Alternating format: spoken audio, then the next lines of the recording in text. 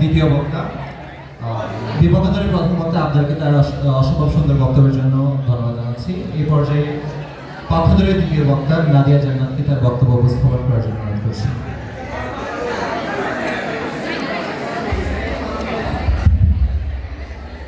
ধন্যবাদ মাননীয় মডারেটর, আমাকে আজকে বিতর্কে কিছু বলার সুযোগ দেওয়ার জন্য। বিয়ের আগে তুমি আমি, বিয়ের পর এই শুনছো নাকি?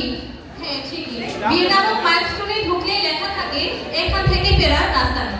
এরই পরিপ্রেক্ষিতে আজকের বিতর্কের বিষয় নির্ধারণ করা হয়েছে বিয়ে জীবনের সবকিছু নয়। যদিও এটি বিতর্ক করার মতো কোনো বিষয় নেই, তারপর আমার প্রতিপক্ষ দলে বিয়ে নিয়ে এত উত্তেজনা প্রশমনের ক্ষুদ্র প্রচেষ্টায় আমি এবং আমার দল বিষয়টির পক্ষে অবস্থান করছি।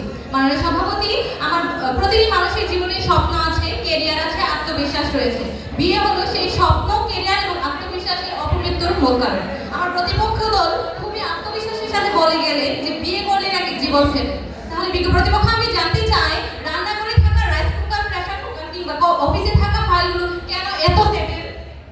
বিয়ে মানেই যদি সুখ শান্তি, এটা আপনারা আপনাদের মনে পোষণ করে থাকে, তাহলে আমি বলবো দয়া করে আপনাদের সামনে বসে থাকা দুই একজন বিবাহিত মানুষের দিকে তাকিয়ে দেখুন কি করুণ অবস্থা।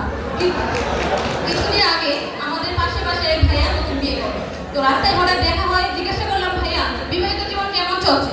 তিনি খুব দীর্ঘ একটা শ্বাস ফেলে বলেন, ভালোই, আগে সারা দুনিয়া ঘুরতাম আর এখন নিঃশ্বাস ফেলতেও অনুমতি দিতে হয়। মাননীয় সভাপতি, আমার প্রতিপক্ষ যেভাবে বিয়ের পক্ষে সাফাই দিয়ে যাচ্ছেন, আমার মনে হলো তারা জন্মের আগে বিয়ের উপরে পিএইচডি করে ফেলেছেন। যদি এমনই হতো তাহলে জন্মের পর বাবা মা বলতো নাম ঠিক করার আগে বিয়ের তারিখ ঠিক করো। মাননীয় সভাপতি, আমার প্রতিপক্ষের আগে যুক্তি হলো বিয়ে না করলে নাকি মানুষ একা হয়ে পড়ে। ওই যে একটা প্রবাদ আছে না, নাচতে না জানলে ওঠন বাঁকা।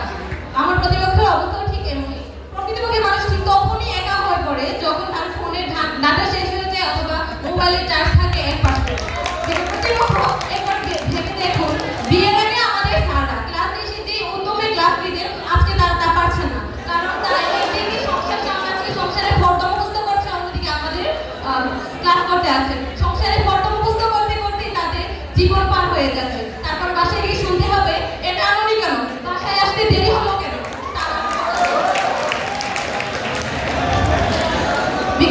অর্থাৎ আমি বলবো বিয়ে হলো এবং ফিউচার জীবনের মূল সফটওয়্যার নয়। তাই আগে জীবন ইনস্টল করুন, তারপর বিয়ের আপডেট জানুন।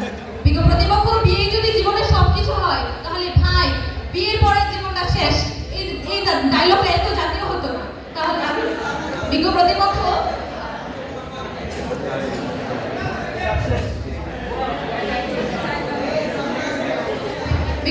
তাহলে আমি জানতে চাই যে মানুষ তার নিজের ভবিষ্যতে ঠিক করতে পারেনি, সে কিভাবে নিজের ভবিষ্যৎকে ঠিক করবে? কারণ বিয়ে জীবনের ছাতা হতে পারে কিন্তু পুরো আকাশ নয়।